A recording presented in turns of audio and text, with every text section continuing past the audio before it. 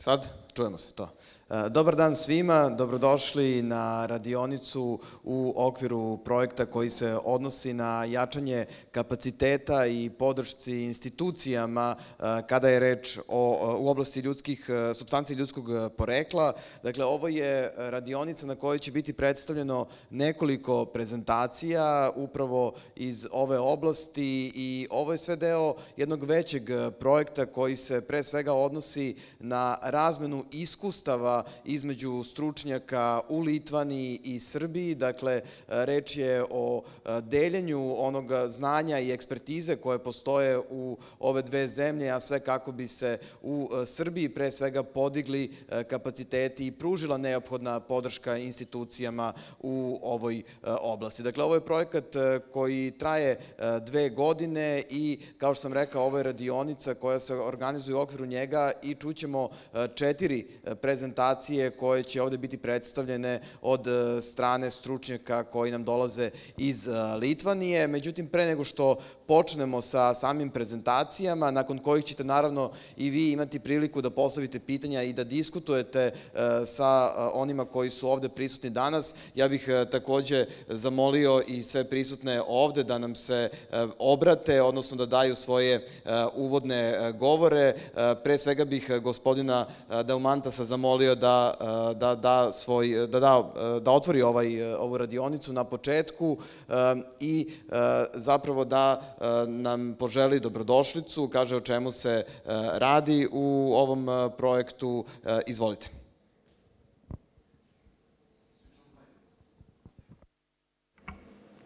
Hello everyone, dear State Secretary, colleagues and guests. At first, I would like to thank you all for warm welcome in Belgrade and support for our twinning project. I'm very happy to participate in this event. In 1 year, our experts had a chance to communicate with various organizations and representatives from different fields of biomedicine. We have realized that basically we have much more in common, much more similarities than differences in our points of view. The involvement of state authorities from Serbia, as well as non-governmental organizations, which I see here, is crucial to improve soho-related biomedicine system in Serbia. We hope this twinning project will be a significant step towards developing the system and increasing the capacities of Directorate of Biomedicine. The input of any person or any organization is very valuable. I'm really happy to see the progress that was done in the past year that we worked here. So good luck, and let's cooperate to achieve our main objective: well-established and perfectly functioning biomedical system in Serbia. Thank you.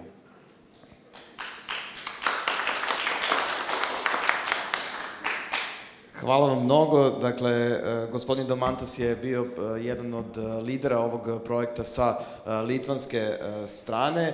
Sada bih zamolio državnog sekretara iz Ministarstva zdravlja, Predraga Sazdanovića, takođe da vam se obrati. Dear Daumantas, colleagues and friends, I would like to speak in English because I can see that all of them, you have your translator earphones. Okay, my name is Predrag Sazdanović, I'm State Secretary and I'm in charge about Bio-Director of Medicine since February this year, I hope so, Alexandra.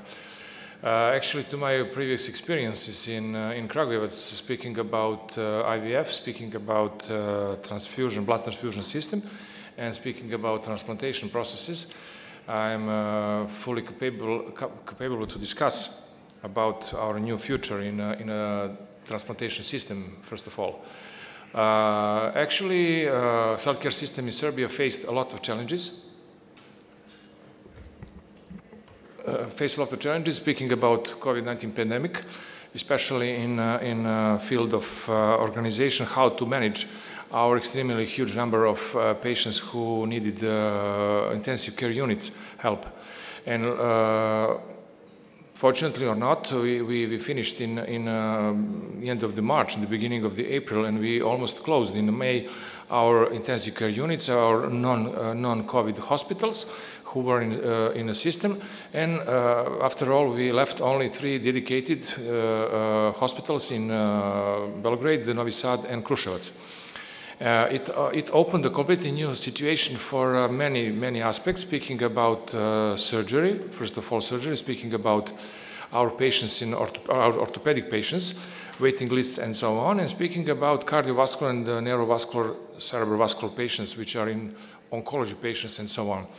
And of course, our reconstruction of the transplantation system in Serbia. First of all, we would like to see where we are right now after 2, maybe more 2 years here in Serbia.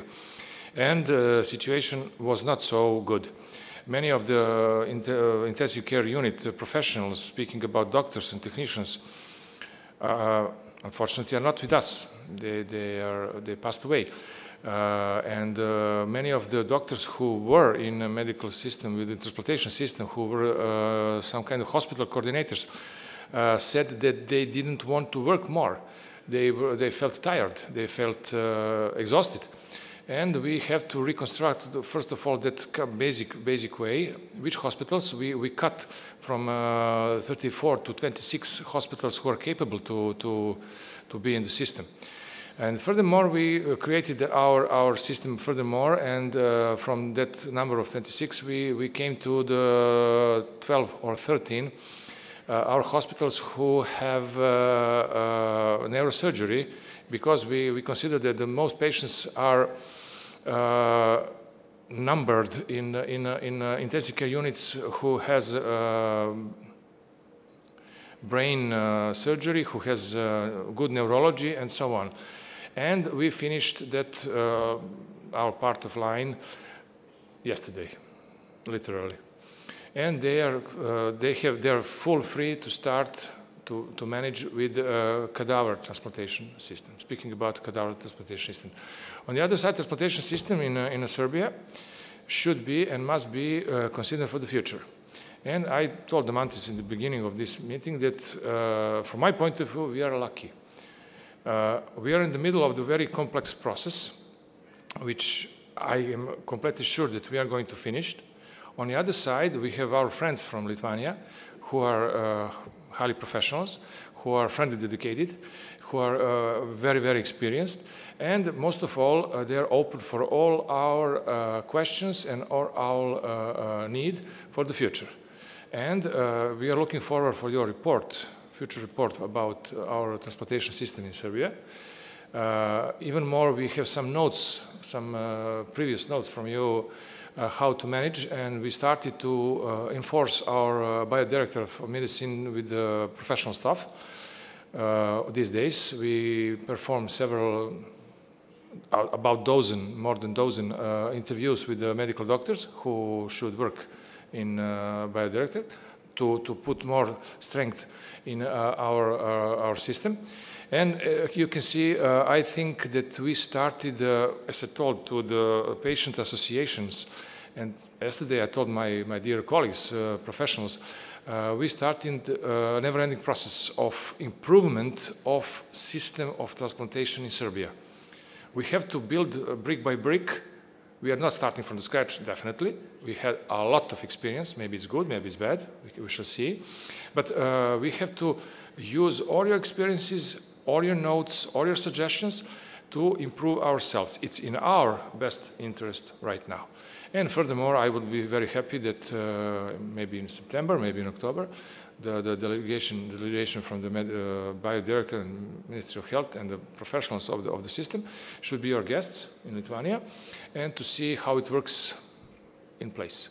That's for the beginning. That's for my introduction to the system. I'm open for all your questions from your Lithuanian side, from the patient side, from everybody.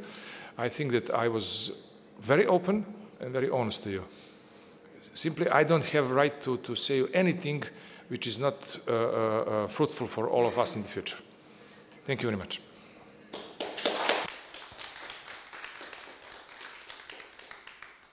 Hvala vam mnogo. Dakle, čuli ste zapravo razmena iskustava i znanja i praksi jeste ono što svaki sistem čini boljim i neko ko je vodio ovaj projekat, odnosno vodi ovaj projekat sa strane Srbije jeste Aleksandra Vlačić iz Uprave za biomedicinu pri Ministarstvu zdravlja. Aleksandra, podelite i vi vaša iskustva sa publikom koja je ovde. Dobar dan. Poštovane kolege, dragi prijatelji, gosti, a posebno predstavnici Udruženja pacijenata kao naših, jedan od najvažnijih stakeholdera, želim da vas sve danas pozdravim i da kao projektni lider ispred Ministarstva zdravlja, Uprave za biomedicinu, na ovom našem twinning projektu koji se zove podrška jačanju kapaciteta Uprave za biomedicinu i institucija u SOHO oblasti. Ja ću vam reći par reči vezano za ovaj projekat, da znate otprilike gde se nalazimo i koji je cilj projekta, što znači da predviđena projektna saradnja Republike Srbije i Litvanije u trajanju od 2 godine ima za cilj da jača institucionalne kapacitete u oblasti transfuzijske i transplantacione medicine u Republici Srbiji, što će na kraju dovesti do unapređenja kvalitete i bezbednosti u oblasti supstanci ljudskih porekla, što podrazumeva organe, tkiva, ćelije i krv. Ovim projektom nastavljamo započeti posao prethodnog Twinning Light projekta, koji je predstavljao početnu fazu kojim su započete aktivnosti realizacije održivog SOHO sistema u Republici Srbiji, jačanjem inspekcijskog nadzora i uspostavljanjem nacionalnog sistema kvaliteta. Twinning projekat pomenuti ima u oblasti supstancije ljudskog porekla, sastoji se od 4 komponente, koje su već započete i sprovode se u etapama u cilju detaljne analize i što uspešnije implementacije. Iz tog razloga posebno želim da se zahvalim našim kolegama iz zdravstvenih ustanova koji direktno učestvuju i pomažu u već započetom radu. Ono što je važno da napomenem, da ovaj projekat snažno doprinosi jačanju zakonodavnog okvira i institucionalne kapacitete za ispunjavanje uslova članstva u Evropsku uniju u oblasti javnog zdravlja. Iskreno verujem da ćemo zajedničkim radom i trudom uspeti u zadatom cilju i time unaprediti zdravstvenu zaštitu svih građana u Republici Srbiji. Zato želim još jednom svima da se zahvalim i verujem da ćemo ostvariti najbolje rezultate u narednom periodu. Hvala još jednom svima. Hvala vam, Aleksandra. Litvanija je svakako jedna od zemalja koja pomaže Srbiji kada je reč o deljenju iskustava i praksi i znanja u mnogim oblastima. Zdravstvo je samo jedna od njih i sada bih za kraj ovog uvodnog dela zamolio da nam se obrati i Kristina Garolijene, koja je savjetnica na ovom projektu i da nam takođe kaže svoje utiske i ono šta je obeležilo ovaj projekat. So, dear State Secretary, dear representative of patient organizations, dear colleagues, thank you very much for coming to this event. I would like to say a few words why this meeting is very important for our project, because in SOHO area, one of the most important goals of our project is to increase awareness in donation. And we understand that usually willingness to donate depends on trust, not trust in not only to our doctors, to our nurses, but usually trust to each other, trust to our neighbors, trust to, in general, in society. So without trust, we cannot build comprehensive and effective healthcare system, and talking about new models of healthcare, and even everywhere there is a question how to increase trust and collaboration between patients, organizations, government, and non-governmental organizations. And new model of healthcare, which is usually now challenged, how to create patient-centered care, and this model will need not only very new innovative healthcare technologies, very professional doctors and nurses, sometimes engineers at hospital levels, but also we have to understand that trust is crucially important, and without trust in each other we cannot do anything to improve healthcare. And our colleagues from Lithuania, they will show how we are trying to build this trust, and it's really what I would like to emphasize, that it's a challenge for every country, you know, to build trust. So thank you one more time for coming, and I hope you will understand how we are trying to build trust between our non-governmental and governmental organizations. So thank you so much.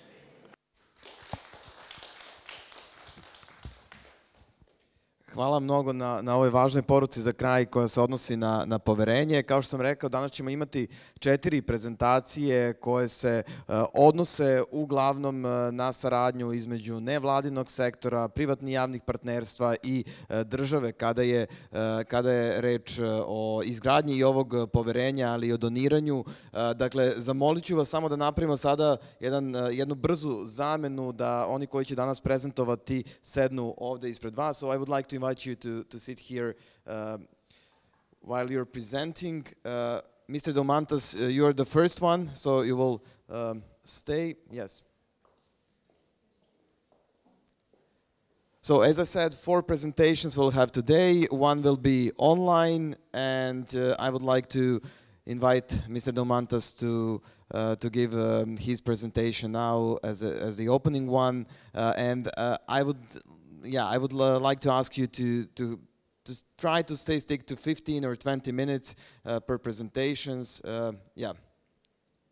Not possible.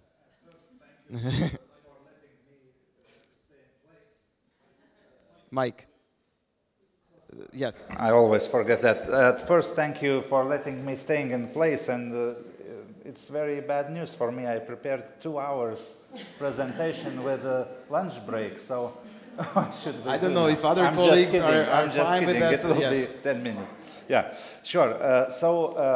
I will try to tell you how our National Blood Center cooperates with non-governmental organizations, not only in our direct work like blood collection and producing blood components, but also we had some other responsibilities during the pandemic, like vaccination, and we were working with COVID tests throughout Lithuania, made logistics, etc. So basically, I will tell you more than show. It's just some photos from our events, but yeah, let's try and let's share our views and opinions. Okay, so.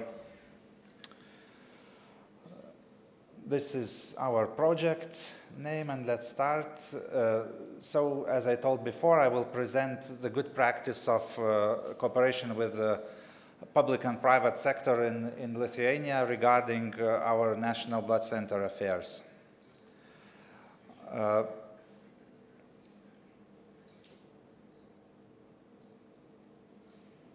Our institution constantly cooperates with various organizations. 1 week ago, we started this annual blood donation tour throughout Lithuania. The main purpose of the tour is to raise the awareness on non-remunerated donations and invite more people to become first-time donors and donate blood.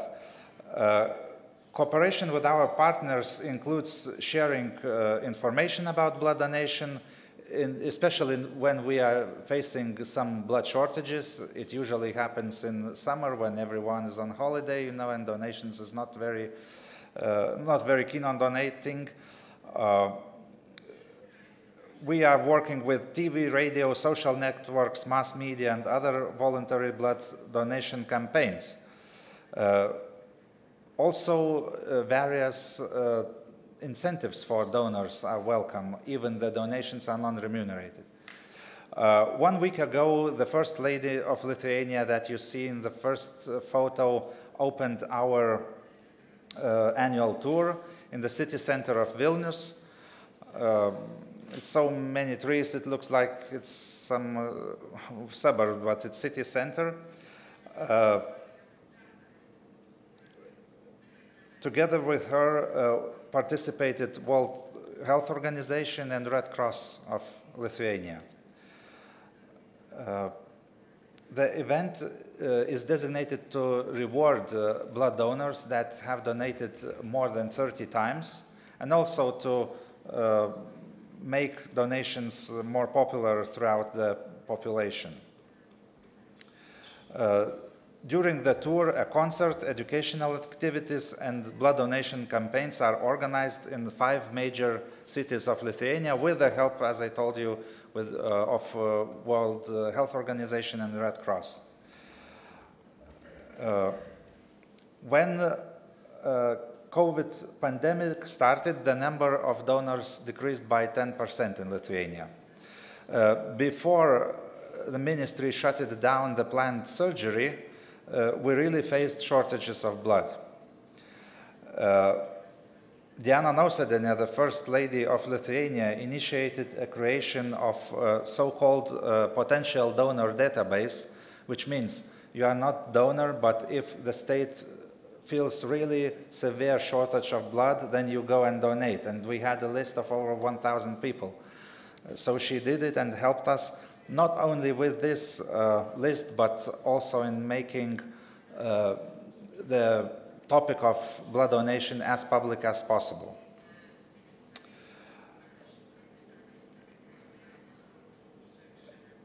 The Red Cross of Lithuania and their volunteers help National Blood Center with blood donation campaigns, as I showed you before. Usually they work with donors' questionnaires, they help to fill in, and help National Blood Center staff with some technical issues.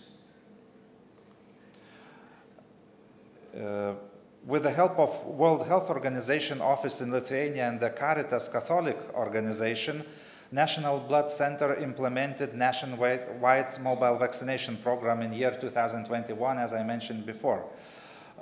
We brought COVID vaccines to fests of Lithuanian cities and towns in summer, and also religious events. You can see some church here, some small town anniversary event. We worked near churches and markets on weekends to make vaccines as accessible as possible to elder or senior disabled persons. With our partners from NGOs, we succeeded to visit more than 120 places throughout Lithuania and made vaccination as close to people as it was possible. After Lithuania faced the illegal migrant flow organized by illegal regime of Belarus, we started working in their campuses and vaccinating them with the help of Red Cross and World Health Organization. The Red Cross team did a huge impact in promoting benefits of vaccination itself in migrant campuses before the arrival of our crew and starting vaccination itself. Our beloved partner working in the organ transplantation field is National Transplant Bureau of Lithuania. Here you see the so-called donor card.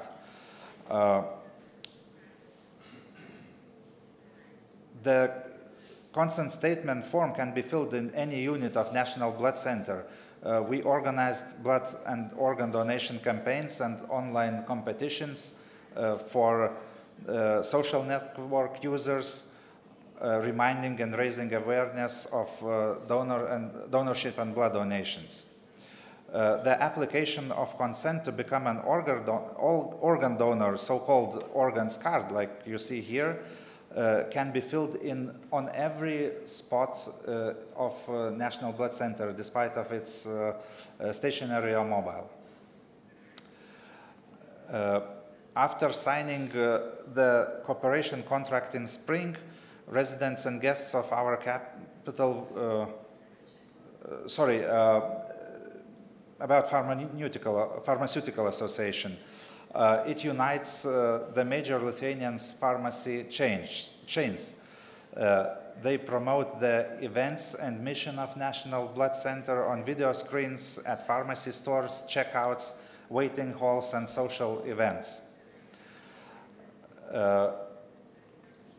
We are working with events of Vilnius City Hall. They have annual concert show which is called Vilnius City Hall Colonnade.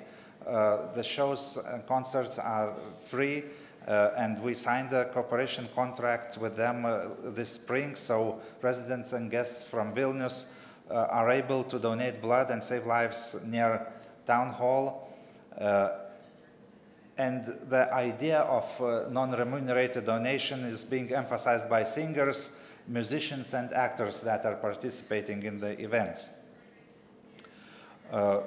Lithuanian Armed Forces is one of the greatest supporters of National Blood Center. Especially, they supported us in the pandemic when donors were afraid to leave their homes and travel by public transportation and to reach our blood center. Together with the military medical staff, we collect blood in all military units of Lithuania, Air Forces, Navy, etc. Especially, they helped us during COVID pandemic. National Donor Association is designated for blood donation, and they unite blood donors and supporters. Their objective is promotion and support of the activities on voluntary blood donation in Lithuania. The association shares the information about healthy lifestyle and educate people on non-remunerated donations, which were achieved in Lithuania by year 2018. So you have better experience in that. I know that non-remunerated donations in Serbia is here for 30 years already.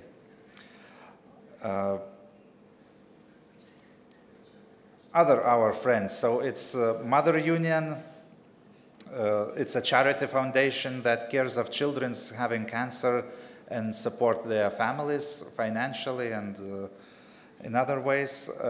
Then Young Physicians Association, basically these are young doctors that just graduated from university. They are doing their best to encourage and motivate young medical doctors and other people related to medicine to become blood donors. Also, Lithuanian Scouts are promoting blood donation ideas to teenager members in their events. And we are getting private enterprises that support National Blood Center with various incentives for donors like juices, chocolate, nuts, mineral water for free, and other healthy products. So these are the main state and non-governmental organizations that we have a partnership with, and I think they have a huge impact in the collection, the sufficient amount of blood which is transferred to our hospitals. So thank you for attention.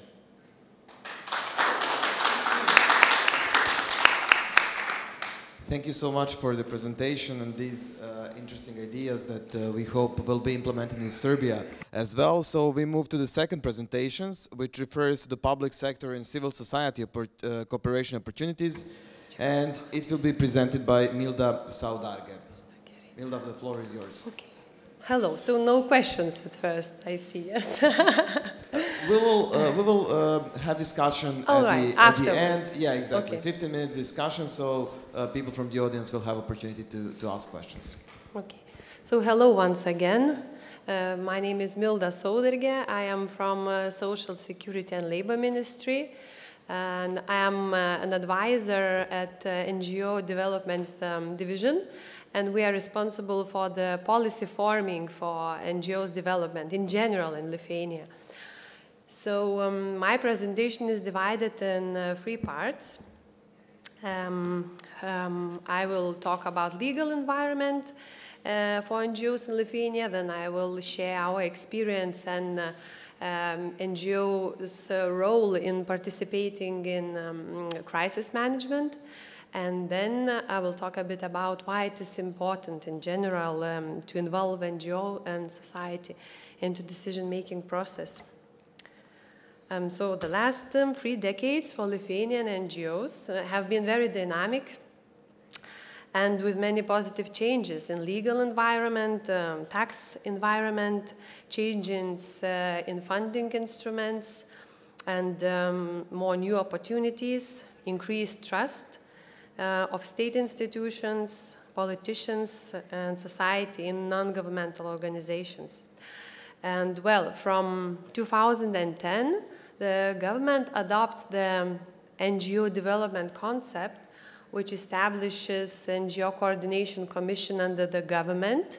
And this was the first platform for long-term cooperation between NGO and government sectors. The main function of the Commission was to provide the government with proposals on legal and acts regulating NGOs and new legal act projects that was in need in order NGOs could develop and strengthen. And also it provided proposals on cooperation between 2 sectors. From 2011, the law on volunteering was adopted, and the law determines principles of volunteering, rights and duties, procedures for organizing voluntary activities, cases of voluntary insurance and reimbursement expenses. And it was really long-awaited law, which really made a change because at that time, in 2011, we had just a few % of society involved in volunteering, and now in 2021, we have 25% of society involved in volunteering. The first point, what you see, it's 2012, and our ministry approved the NGO development program, which was the first for the national level. And it's simply for the project funding arrangements have been put in place. Also in 2012, our parliament adopted long-term state strategy, Lithuania 2030, and it was, they set a goal that 30% of public service to be provided by NGOs by 2030 in order to seek a better and cheaper services for people, as NGOs have the capacity to provide more flexible, cheaper, and better services, while state budget institutions provide more expensive services and serve less people. In 2013, the law on NGO development was adopted, and it was the most important law, which was the main boost for NGO sector development. And the purpose of that law is to create favorable environment for NGOs. It defines what it is NGO and regulates cooperation between NGO and governmental sector. The law also defines principle of the formation and implementation of NGO development policy and cooperation on regional, national, and municipal levels. The law also defines the most important function of the advisory body, the National Council of NGOs, which is formed on the principle of parity from NGOs and state institutions, and it operates on public basis. The Council discusses issues and draft legislation relevant to the NGO sector. It is a platform where public authorities present their plans for NGOs, and it is the main, really the main body which is still functioning, and it's really good mean to get together for NGO and for governmental sector and to raise questions that are important to both sides.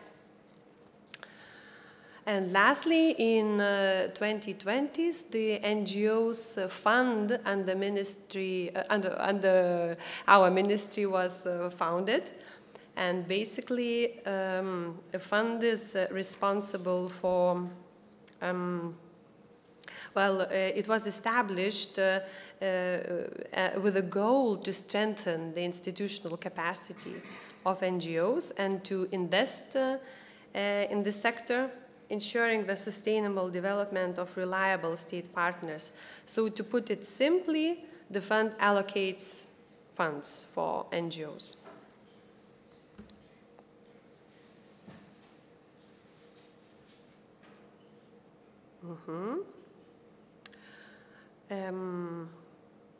Yes, to continue about the law for NGOs development, the law also enables cooperation of state institutions with NGOs, and cooperation is defined as, first of all, informing. It means that public institutions and NGOs exchange information which is related to NGOs' activities. Public institutions share information on planned actions and drafts of acts regulating NGOs.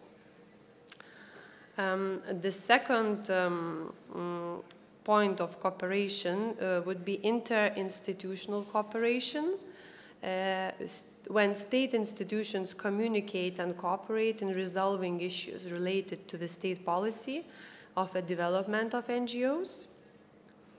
So basically, it's consulting with NGOs and, if necessary, setting up joint working groups to address specific issues that public institutions might not be aware of.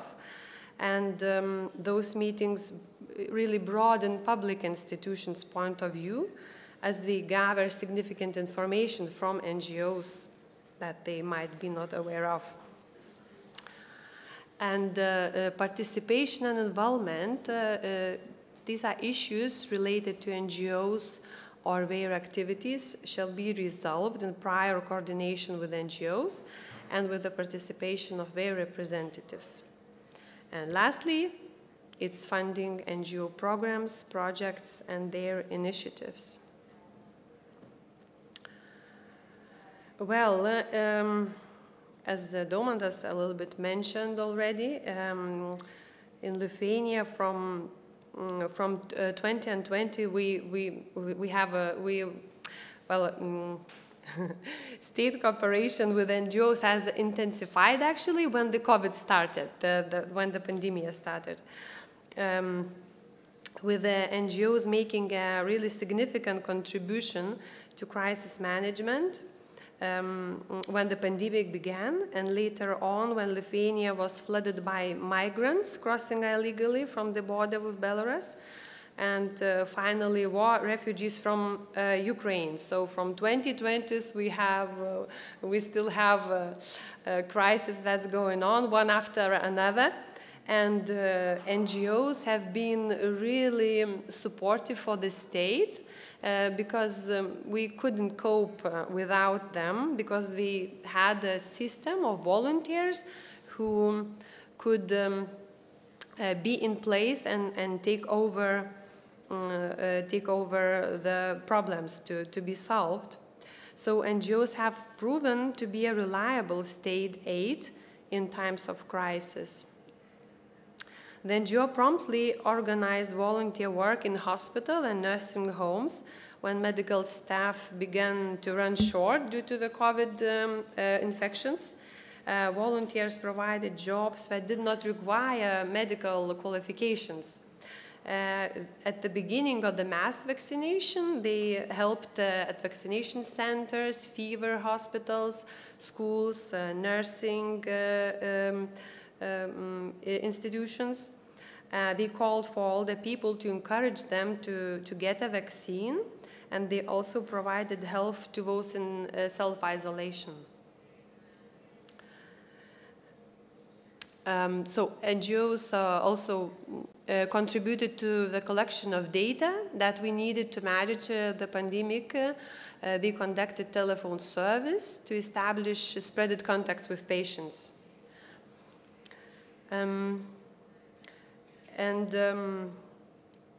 In general, thousands of volunteers took part all over Lithuania.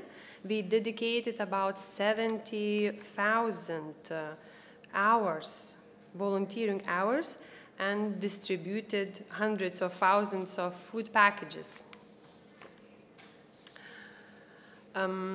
At the beginning of last summer, more than 4,000 migrants arrived in Lithuania less than in 2 months, and most of them applying for the asylum in Lithuania, and the number of asylum seekers has increased tenfold compared to 2020s. So then NGOs assembled mobile teams of specialists and provided humanitarian and psychosocial assistance.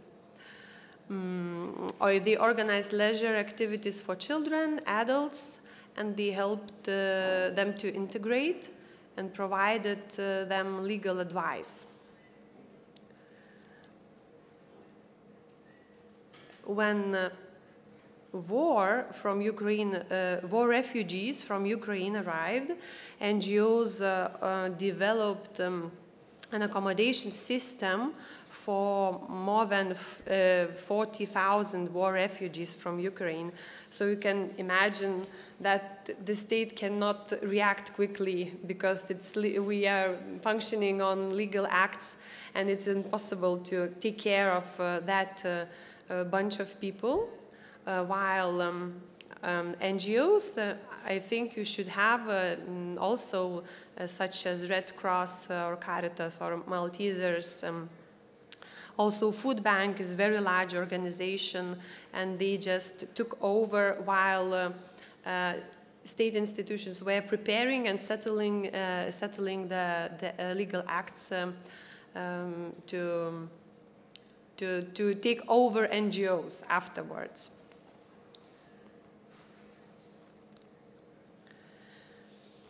So also what you can see, they distributed more than 50,000 food cards and 60,000 food packages. They provided psychosocial support for Ukrainian kids and at children's space. They also collected and distributed different items they needed, and provided support for pregnant people, pregnant persons, pregnant women.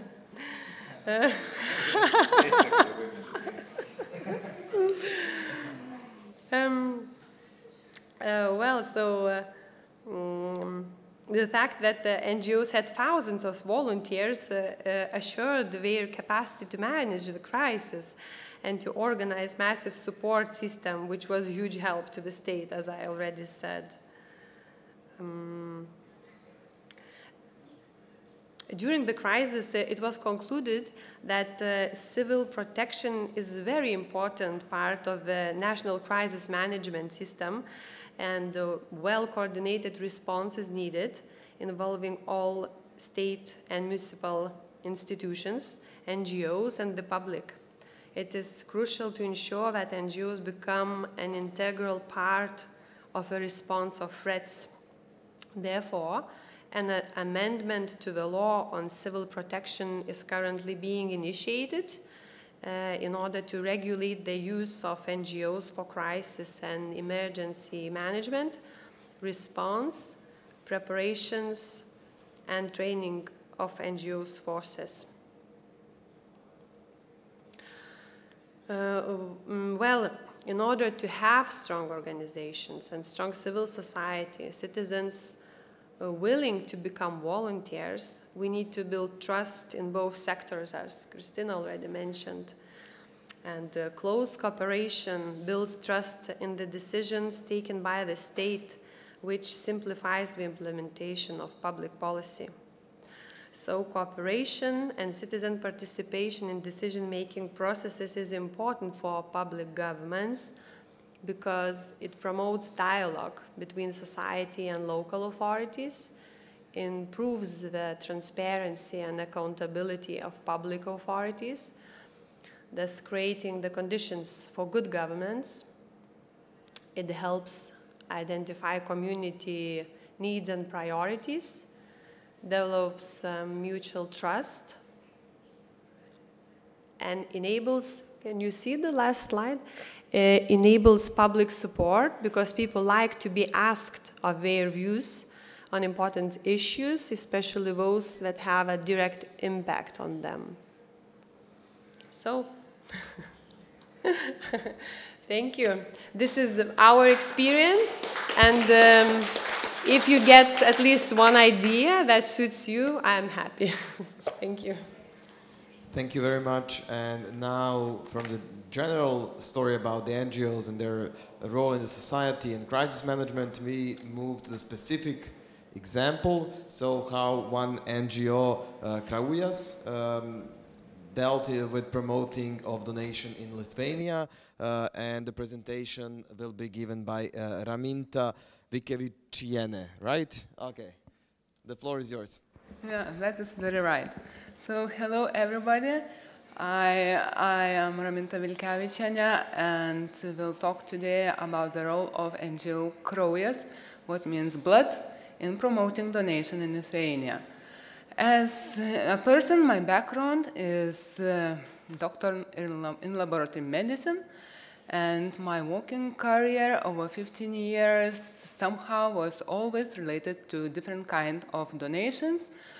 I am working in nucleic acid testing for blood donors. I quite long years was working with HLA typing for unrelated and family bone marrow donors, and I'm still in for solid organ donation, or when you are typing for HLA and you are matching and testing for sensitivity while selecting the best candidate for solid organs to transplant. But today I will talk about association or non-government organization krvi, that means blood, as very active association. It was established since 2002, so you see almost 20 years. It is a non-profit, non-government association and unites patients with oncohematological diseases, their relatives, medicine specialists, and volunteers, and everyone who would like to support the ideas of this association activities, as well as blood and bone marrow donation.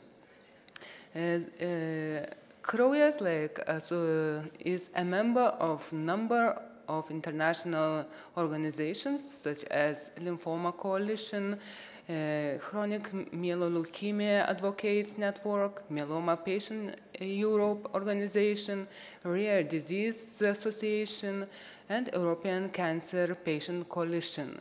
Today, association unites more as 1,000 members.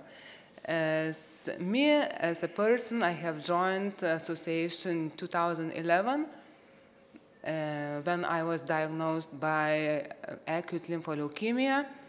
It was really aggressive disease, and it was no doubt I need bone marrow transplant. So, association is actively working to reach the goal, participating in health politics in Lithuania as well. It represents oncohematological patients' needs, speaks out for important issues related to oncohematological diseases, presents concerns that patients are facing with, and seeks constructive and efficient dialogue between patients and health politics.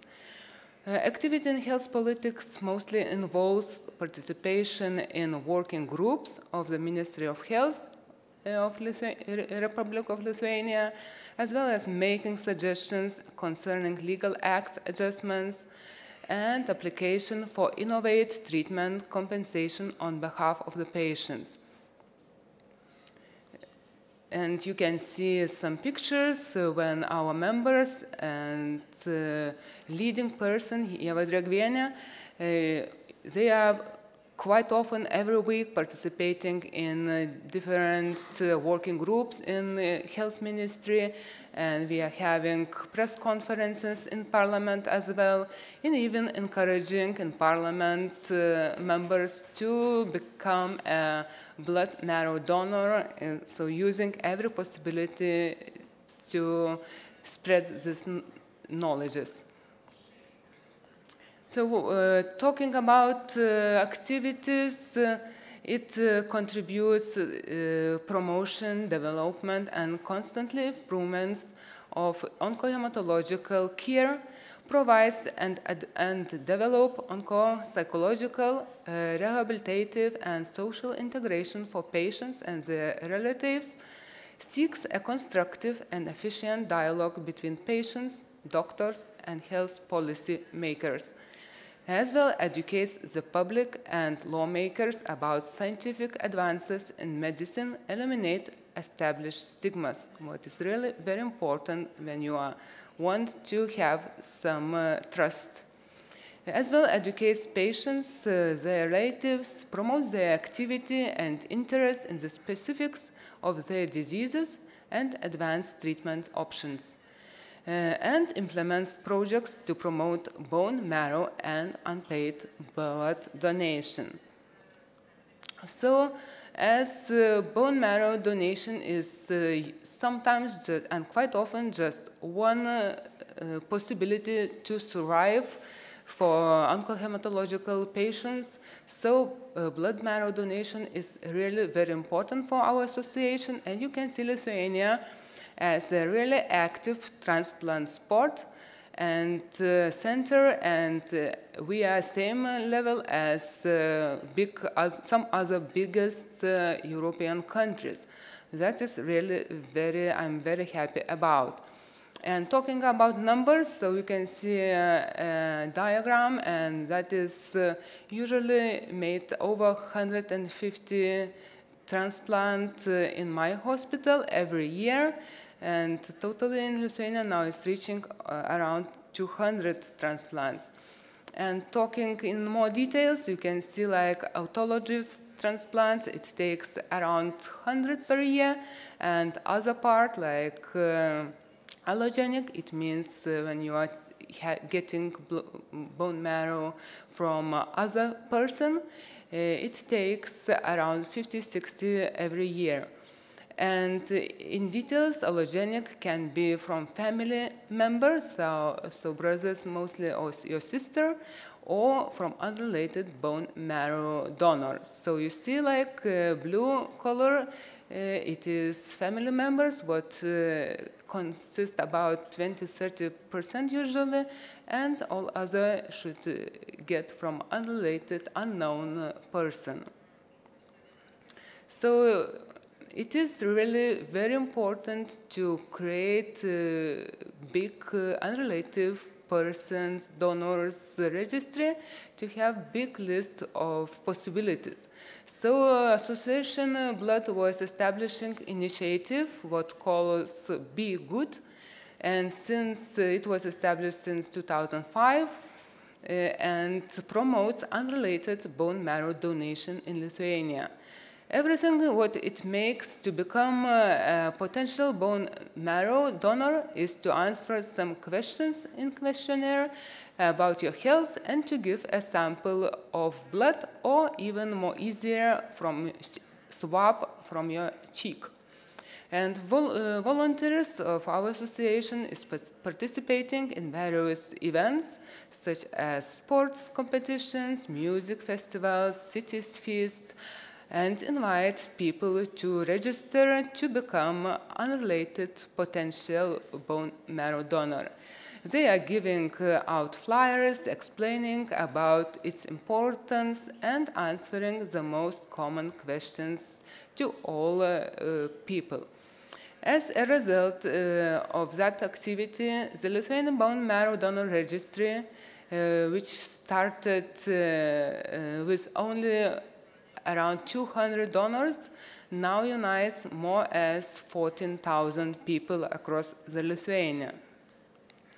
And talking a little bit in details about our registry for unrelated bone marrow donors, it was established 2004, and the same year joined the International Bone Marrow Registry worldwide.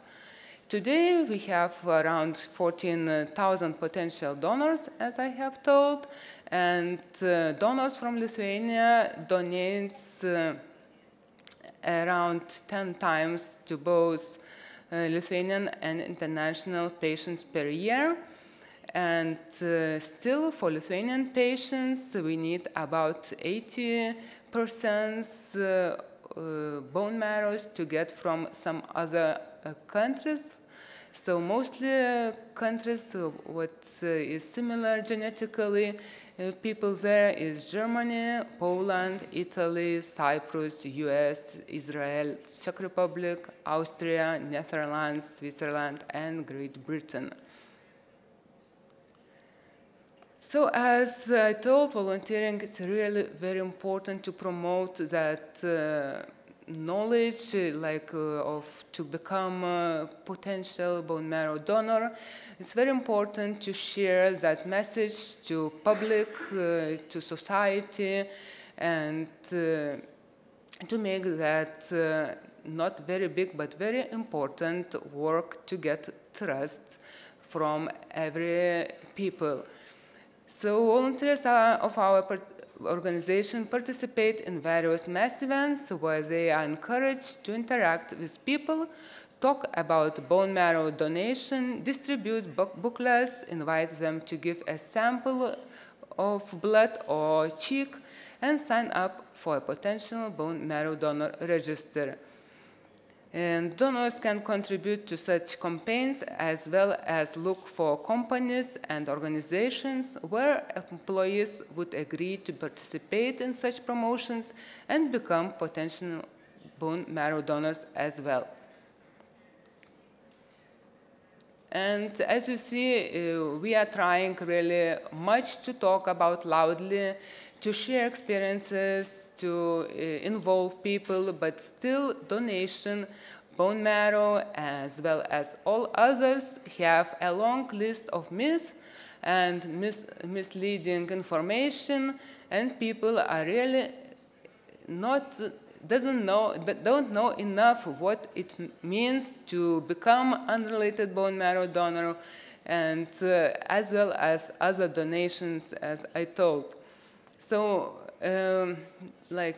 few most popular myths about bone marrow donation is that this patient can get this bone marrow from their family members.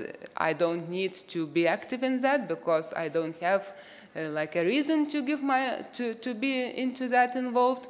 But in reality, as I told in the other slide before, family members can donate just around 20–30%, because to be a bone marrow donor, you should be absolutely identical genetically, just from one genes complex, which is located in the 6th chromosome of human.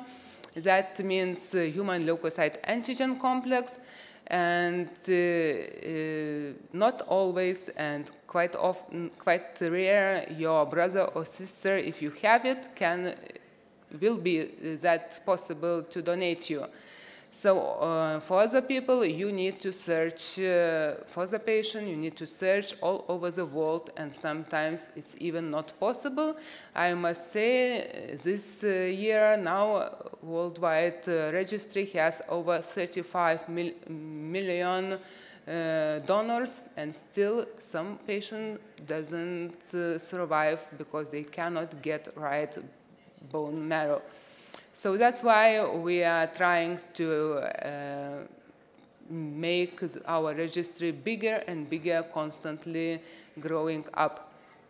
The other myth is what people think. They are painful procedure to become a blood marrow donor, so that I should as well disagree with, because that is quite simple procedure. It takes about 5 hours to donate bone marrow from your blood, because that is similar to an apheresis system. You are just lying and listening music, maybe eating and waiting while your stem cells will be collected from your blood. And before 5 days, you are stimulating them to go out from your bone marrow to circulating blood. So that is myth as well. And somebody thinks like bone marrow is taken from your spine, or your bones are cut and it looks like a surgery. So that is not really true. And as well, people are thinking this donation may have long-term consequences for your body, because it will be taking your maybe energy, your hemoglobin, and it will diminish your levels. So that is not true, because donating stem cells is relative harmless to the donor. Bone marrow levels returns to normal within a few weeks from the donation. As to make more understandable for young people and to spread information as much as we can, our association was creating postcards, like in the way of comics. What we are thinking, young people are quite like, and it is quite easy language to read for them. So you can see the first one about stem cell, which is sign in the bone marrow donor registry, and which is happy to be tested, and later, maybe after 5 years or even more, maybe she will get a call and she could save a life for someone in the world. Same card we were creating for the thrombocytes, like platelets, which can help for her sick friends in the hospital and become very happy platelet.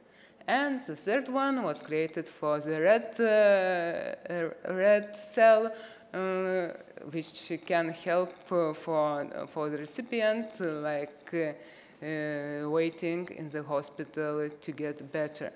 So as you see, that is created for the young people, because of course our target is to educate young population, as they are this potential, conscious, having right knowledges population to help other people. So that is important. And encouraging donors, we are creating, we are talking a lot, and being a bone marrow donor is a serious commitment, but the reward is priceless. You can save someone's life.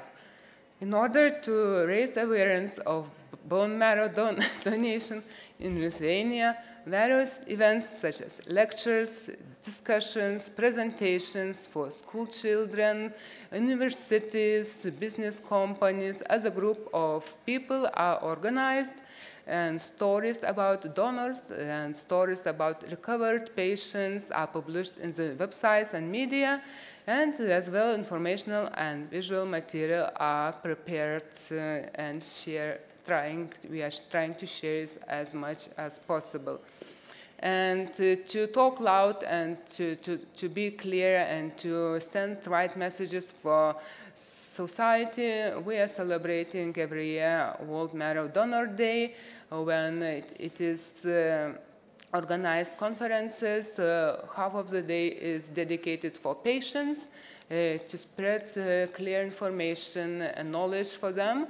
And another half of day, the conference is dedicated for mostly family doctors, that they could early and right time to diagnose these diseases, what looks like rare, but in fact is not so rare in population.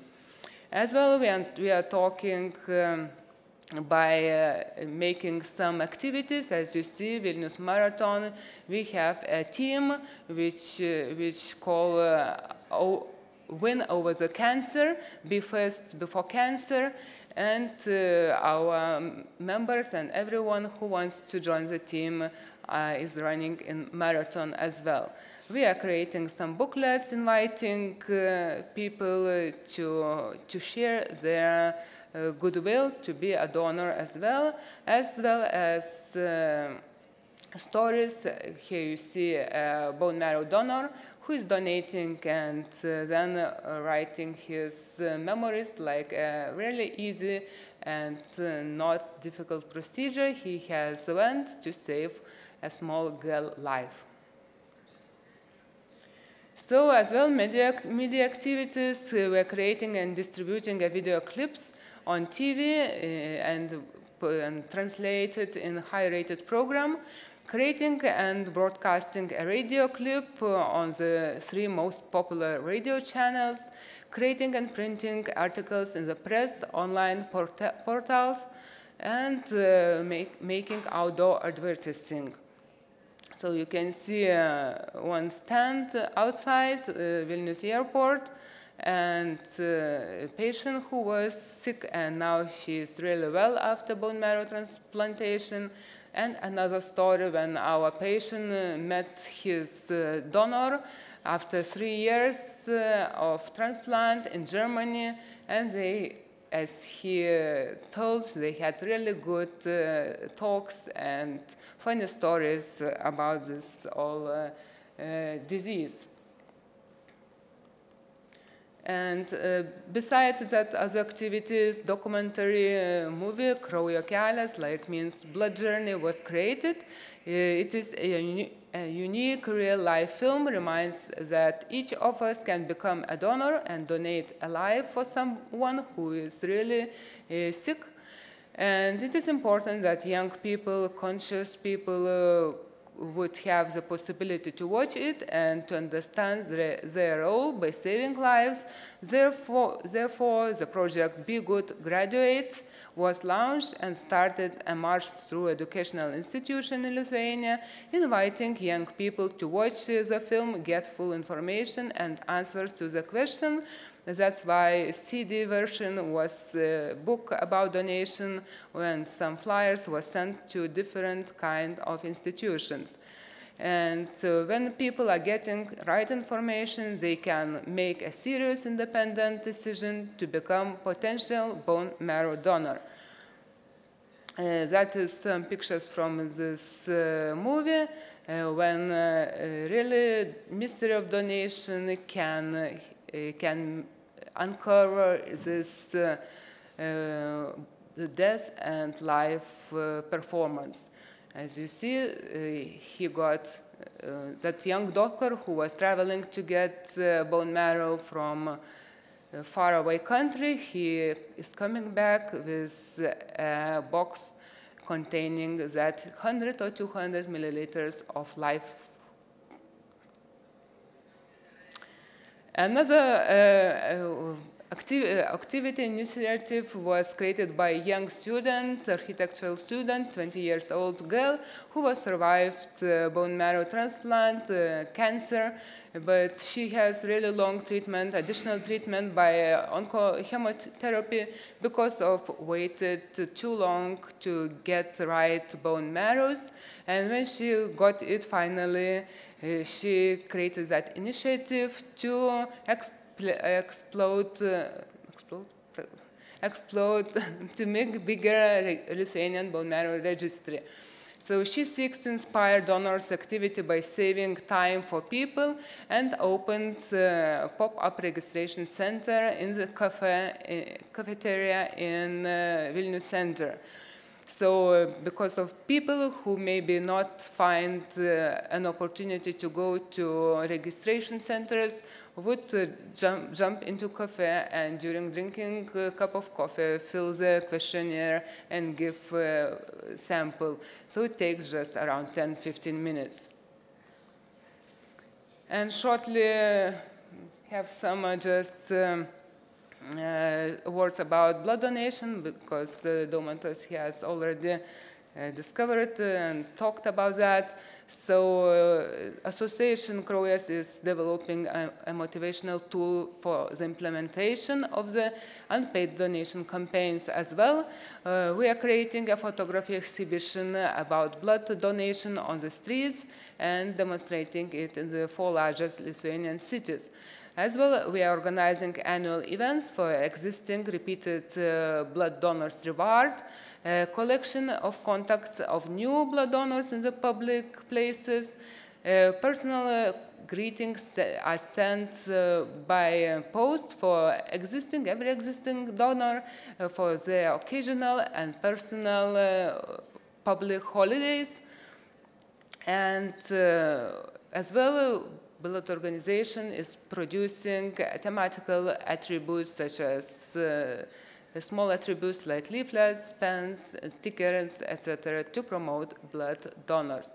So we are participating in some events as well. As you see, myself, I can say at least 150 times thank you.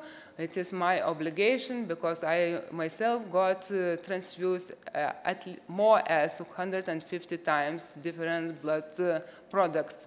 So, but I could say that thanks even 1,000 times, just should find possibility. So, and some other volunteers are happy to say good words for every people who are donated. And of course, annual events where is graduated and rewarding. We are rewarding these repeated donors, especially who are repeating maybe 20, 30 and more times. So, and that is last but not the least important, of course, it is organ donation. It is still, even it is history of it longs more as 50 years, it is still full list of different myths. And I think this myth can very quick to disappear when you are seeing these pictures close to my hospital. When helicopter is landing, it is not empty helicopter. A helicopter is transporting organs.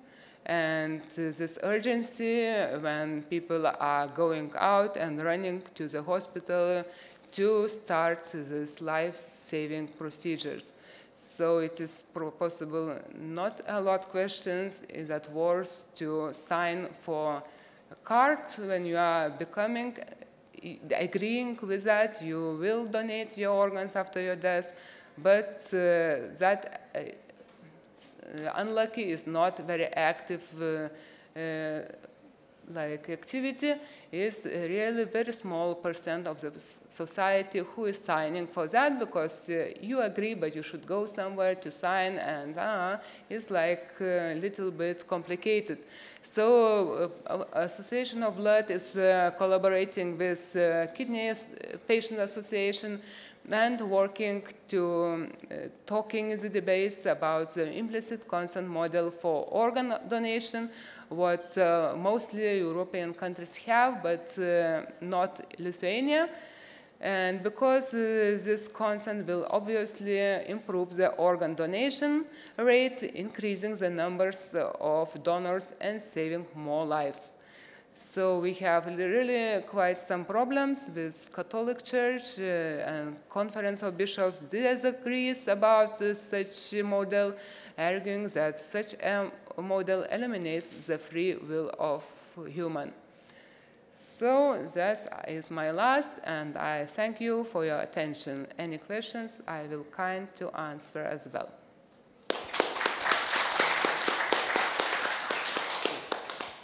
Thank you so much for the extensive presentation. And the last one for today will be the presentation, online presentation that's coming from the Lithuanian National Transplant Bureau regarding cooperation with non-governmental organizations.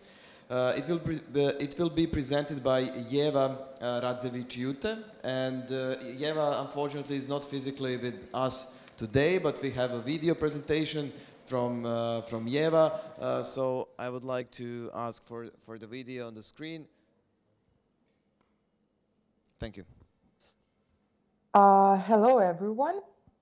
Today our topic is public sector cooperation with non-government organizations and associations.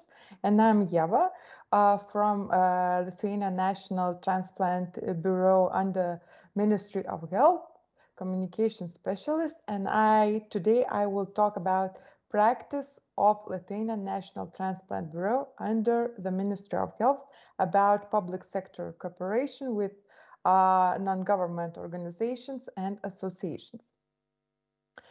First of all, I want to tell you about some statistics of the donation in Lithuania.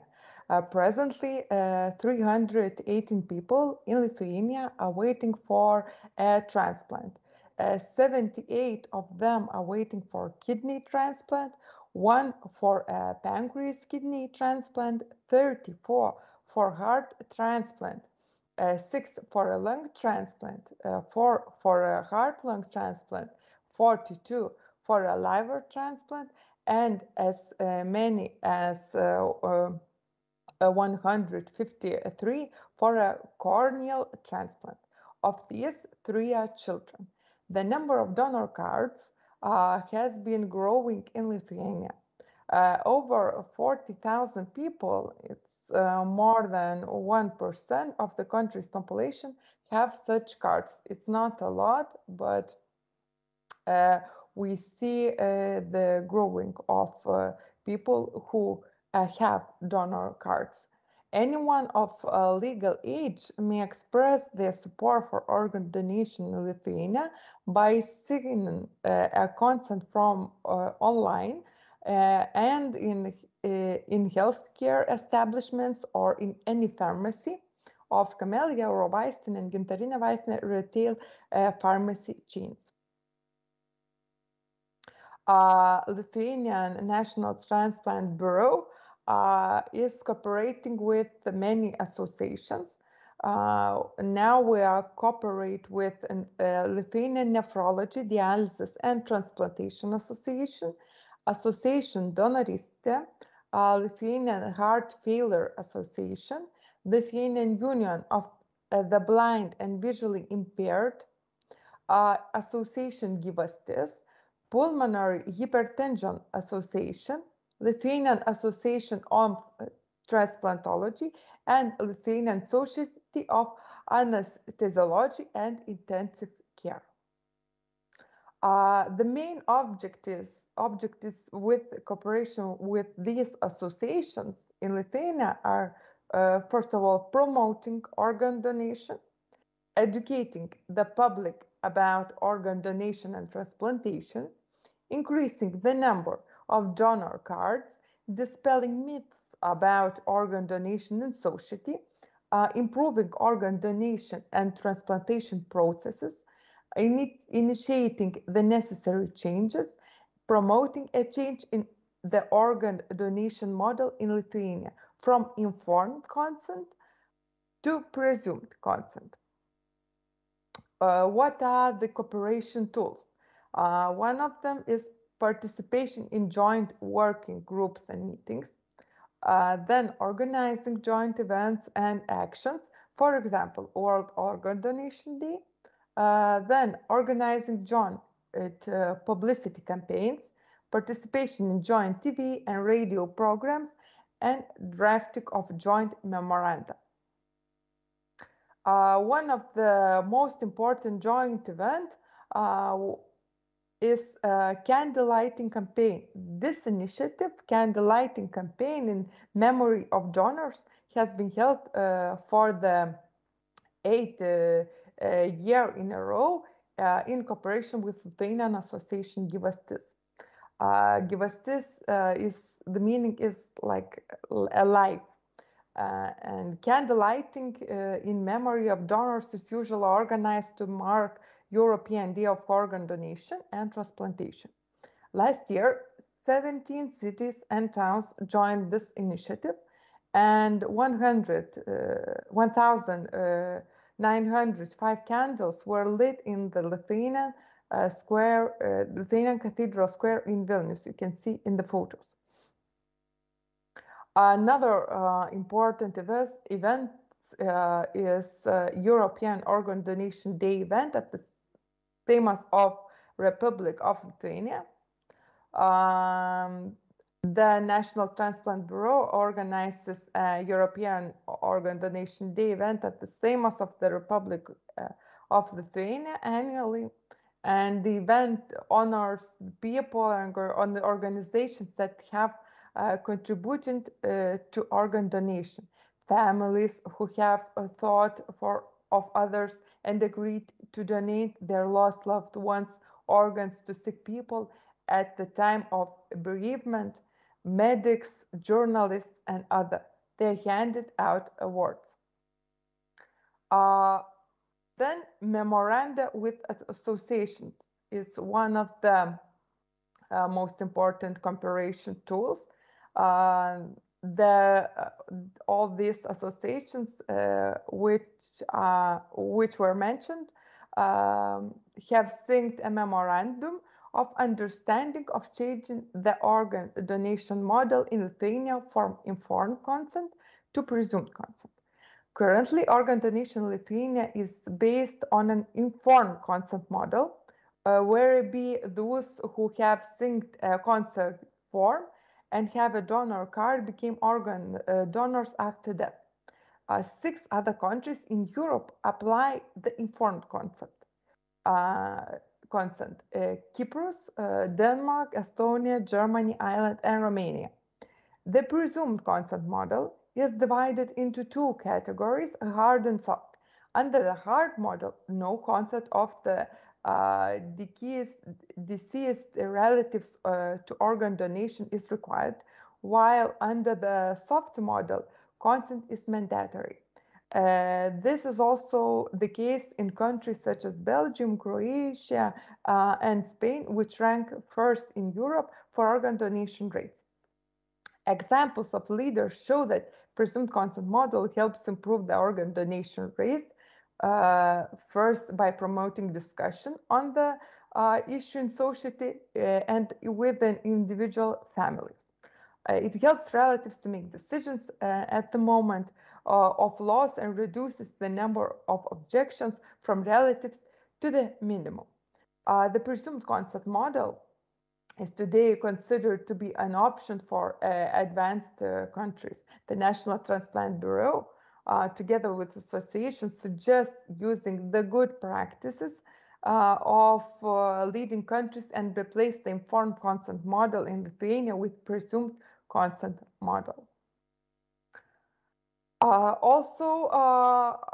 It's really important to cooperate with journalists, and Lithuanian National Transplant Bureau cooperation with Lithuanian Journalists Union, the National Transplant Bureau, the National Associations of Journalist Creators, and the National Journalists Union organize an annual creative competition for journalists, yes to organ donation. The purpose of this contest is to engage active journalists who are able and willing to contribute to the publicity and promotion of the topic of the organ donation in society, focusing on the topic of the presumed consent model of organ donation. The winners of the competition are awarded at the European Donation Day event at the themas of the Republic of Lithuania. It's really important to cooperate with other associations. For example, Lithuanian National Transplant Bureau, a cooperation with the Lithuanian Riflements Union. Together with Lithuanian Riflements Union, a social campaign, Yes Organ Donation, is organized. The purpose of this campaign is to educate and enlighten to the public about the benefits of organ donation, to introduce the model of presumed consent organ donation, and to invite the public to take an interest in and discuss the topic. So I showed you that it's really important to cooperate with non-government organizations and associations to make donation more popular and growing. Thank you.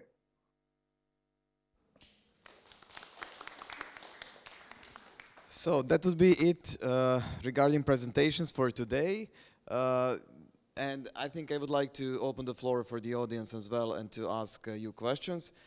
Dakle, sada imat ćemo nekih 10-15 minuta za diskusiju. Slobodno možete da pitate, da date komentare, ono što ste čuli, videli. Možete na srpskom postaviti pitanje, prevodioci su obezbeđeni, tako da će gosti razumeti. Da li bi neko želeo da počne? Evo, izvolite. Ja ću dati svoj mikrofon, pa možete onda međusobno da delite. Pozdrav svima. Hvala puno na korisnim informacijama, savjetima i iskustvu.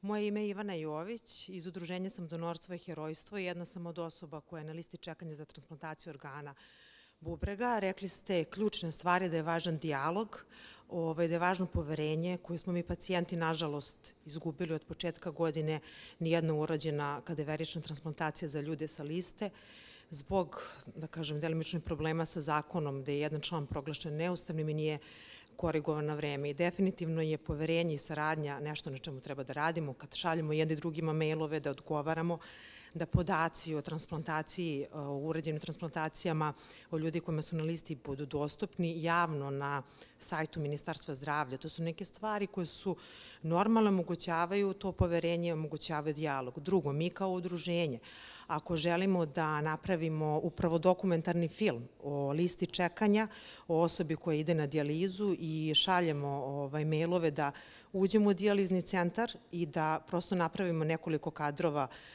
glavnog aktera tog filma na dijalizi kako bismo ljudima pojasnili. Ljudi često misle, pogotovo za osobe sa nevidljivim invaliditetom, kao šta tebi fali, super izgledaš, ali to nije tako.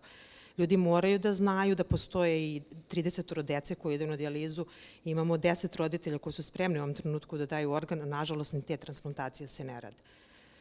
Svakako moramo mnogo da radimo i mi kao pacijenti, s druge strane i institucije, da sarađujemo. Bojim se da moramo da krenemo od početka, ali ja iskreno verujem svim srcem kao i drugi pacijenti i ljudi uključeni u ovu priču da ćemo uspeti. Voljela bi na konto ovih situacija koje sam ispričala, ne sada, ali možda u nekom narednom periodu kolegama prosto da neki feedback date i savjet koliko je značajno da nam ne seku krila ako hoćemo da napravimo dokumentarni film o pacijentu na listi o dijalizi. To je zajednički interes da podignemo awareness, jel?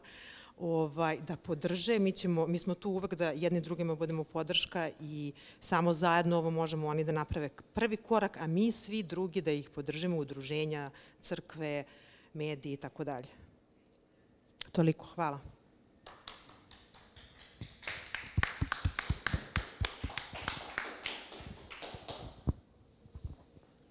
Da, hvala ti, Ivana. Uvijek je bila konstruktivna. I'm speaking in Serbian that I would like to understand me out of us. Ivana, stvari su vrlo jednostavne. Ako želite da snimate u zdravstvenoj ustanovi, morate da prikažete ono što je scenarij, ono što je produkcija. Vi ste imali neko privatni aranžman koji se tiče vašeg snimanja dokumentarnog filma, koji je bio potpuno van znanja Ministarstva zdravlja. Tako da mi, kada budemo bili svesni Ministarstva zdravlja šta vi želite da snimate i koja je purpose i gde pojačavamo awareness, kako to kažete, onda smo vrlo radi da pomognemo, kao što smo pomogli i druga udruženja. Tako da tu postoji 6 do 7 udruženja koje se tiču transplantacije bubrega, svi su oni nama podjednako dragi i sve podjednako podržavamo, ali samo se postavlja pitanje zašto bismo pravili diskriminaciju među pojedinim udruženjima, da neke favorizujemo, a neke druge da na neki način kratimo. I ne pada mi na pamet da nastavljam diskusiju pred našim dragim gostima iz Litvanije. Sve ovo možda nastavimo u Ministarstvu zdravlja kao što smo to činili prethodnih meseci. Znate, odlično su vam moja vrata otvorena 24 sata za sve vrste dogovora. Ne pada mi na pamet da pred našim gostima iz Evrope pričam stvari koje jesu, a možda i nisu. Prema tome, mi smo sada ovu diskusiju završili, Ivana. Mogu ja da kažem nešto? Dobar dan svima, Mladen Todić iz Udruženja Zajedno za novi život. Prvo da vam se zahvalim u lično ime i ime udruženja na ovoj prezentaciji. Generalno nam je značila možda u nekim koracima na koji način udruženje, odnosno udruženja pacijenata da deluju i na koji način da utiču na povećanje broja transplantacija, odnosno povećanje broja donora kod nas u zemlji, jer pretpostavljam da znate da je broj donora, a samim tim i broj urađenih transplantacija na vrlo niskom nivou, a Ivana je malo pre spomenuo da od početka godine nemamo ni jednu kadaveričnu transplantaciju. A oko 2000 ljudi je na listama čekanja za transplantaciju organa koje se rade kod nas, to su jetra, srce, bubreg i rožnjače. Ono što bih ja samo napomenuo da se mi iz udruženja samo nadamo da će država uzeti više učešća. Kad kažem država, ne mislim samo na Ministarstvo zdravlja, nego sam malo pre vidio da je vojska uzela učešće u promociji doniranja i kostne srži i krvi i organa, da milicija, znači svi ostali činioci društva, a ono što ste malo pre pomenuli takođe u vašoj prezentaciji o nevladinim organizacijama, je jako bitno da neka edukacija kreće već od srednje škole. I nadam se da će, zato kad kažem država, mislim i na Ministarstvo prosvete, da jednostavno deci, odnosno mladim ljudima koji stasavaju čoveka, da već ima usađeno neko, da počnu u tom periodu da razmišljaju u tom pravcu. Tako da se iskreno nadam da će država kao ceo sistem, da uzme više učešća u tome i da samim tim, kad smo govorili o poverenju, da se i poverenje pacijenata i građana na taj način, da kažemo, poveća ili možda čak i u potpunosti vrati u sistem. Hvala. So, would you like to address something? Yes? Thank you very much for questions. At first, I would like to react to the first representative of kidney transplantation. We know that situation from Director of Biomedicine, Alexandra, and I know that you have some issue in Constitutional Court which stopped your law, but I'm not aware of ongoing situation, whether it was transferred forward or stopped or I do not know. So things are getting on. In this issue, within the frames of this project, we can do nothing. I will be very open. It's the deal of your government and your officials. On the other way, all the organizations of patients could use this project to achieve their objectives. We just need to get some information from you directly. How you see our cooperation, how we can help you. Maybe we can change good practices from your side and our side. I believe there are plenty of things that we can learn from you, and there are plenty of things that we can show you which is not implemented in Serbia yet. So let's just change contacts after meeting, and let's communicate just directly, okay? And for the second, I didn't hear the question. All you told yeah, it was comment. So thank you very much. Yeah. So thank you very much. Yeah, we are doing our best to improve things in Lithuania, and if some examples of our work would be implemented here in Serbia, it will be our pleasure, and then it means our project is not for nothing here. So thank you very much for good words. Thank you. a little bit also add to second. By the way, let me interrupt. Christina now works as a resident twinning advisor, but she was Deputy Minister of Health in Litvanije before, so she is very into government and at the same time having contacts with non-governmental organizations. I just wanted to emphasize that. I would like, thank you, Daumantas. So I would like to also emphasize how it is important to have, health on all policies agendas. We call like health in all policies agendas. Everybody in government which is preparing, some changes, some strategies. So we have to be aware that health is most important for country. Without healthy people, it's very difficult to change something, and to create new, some new things. So when somebody is just speaking, so health care does not have to be responsibility of health care ministry. It have to be, and only not finance ministry, which is usually responsible for finances. Each policy, education, agriculture, they have to be on health topic and could do everything with this connected with health and to improve health. And healthy people is the most important thing for country. So, thank you. Thank you. Da li imamo još pitanja iz publike?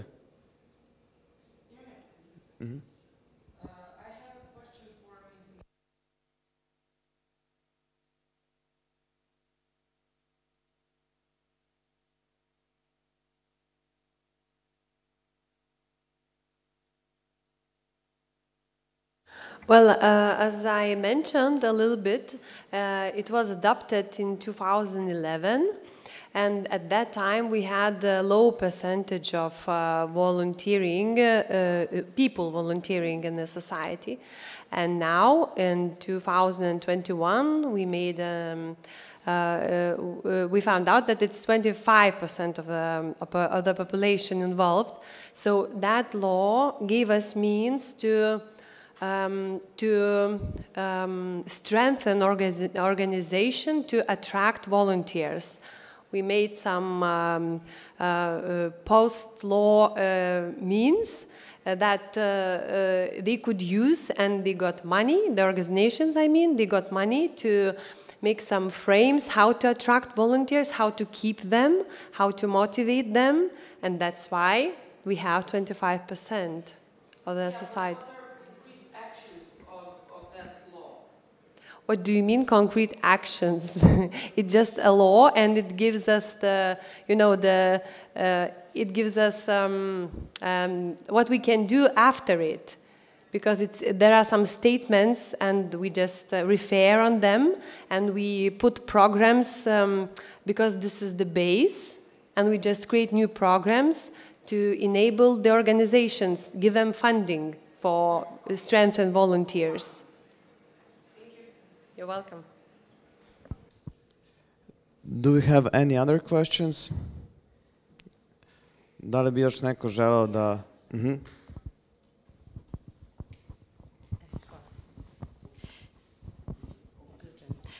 Dobar dan, ja sam Violeta Srbljanin, medicinska sestra sa hemodijalize iz Sremske Mitrovice. Otprilike 30 godina rada na hemodijalizi. U ovom svojstvu sam kao zamenika predsjednika udruženja bubrežnih bolesnika, odnosno invalide u Sremskoj Mitrovici, i između ostalog supruga pacijenta koji je išao 25 godina na dijalizu, gde je od samog starta bio prijavljen na listu za transplantaciju. 25 godina je prošlo, nije došlo do transplantacije i pre 2 godine preminuo.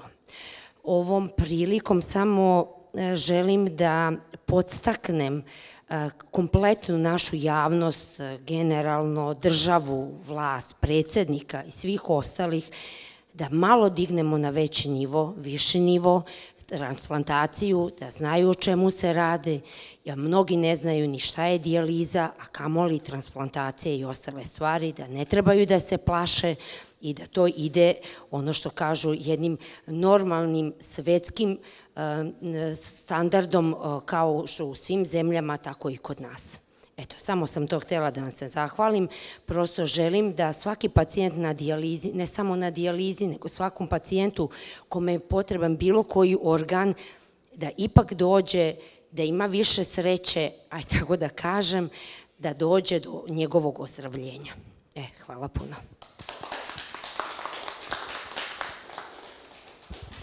Hvala vam. Da li imamo još nekih komentara ili pitanja ili možemo polako da zatvaramo današnju radionicu? Ne? Okay, would you like to add something at the end, like a conclusion or maybe the recommendation that Serbia should implement as soon as possible? So what would be your first recommendation for the country in order to improve the current situation? Thank you very much for gathering, and thank you for your attention for our presentations. Also, thank you for sharing your minds with us. I hope we will have direct communication in future, and together we can have some offers to Ministry of Health of Serbia. So I think this was really a fruitful event.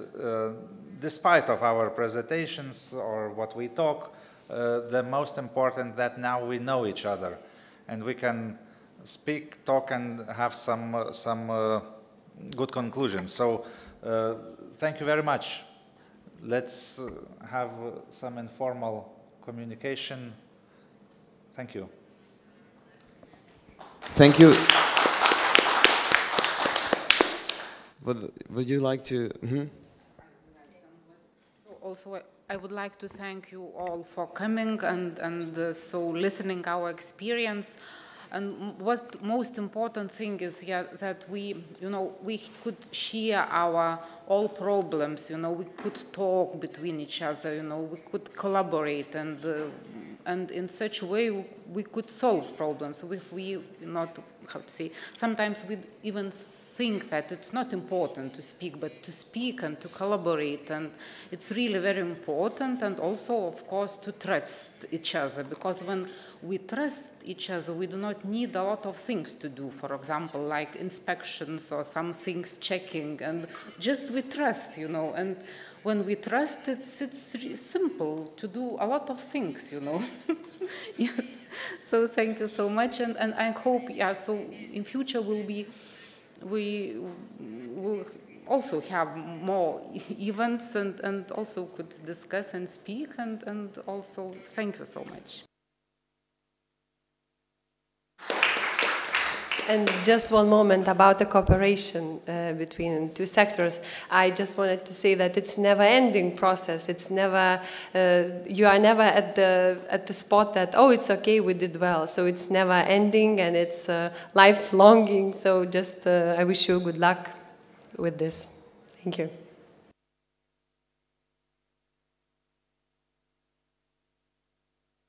And for the end. Can just thank you for your attention, and I wish you healthy years and big health and activity and healthy lifestyle to propagate health, and facing problems should not be afraid to talk about.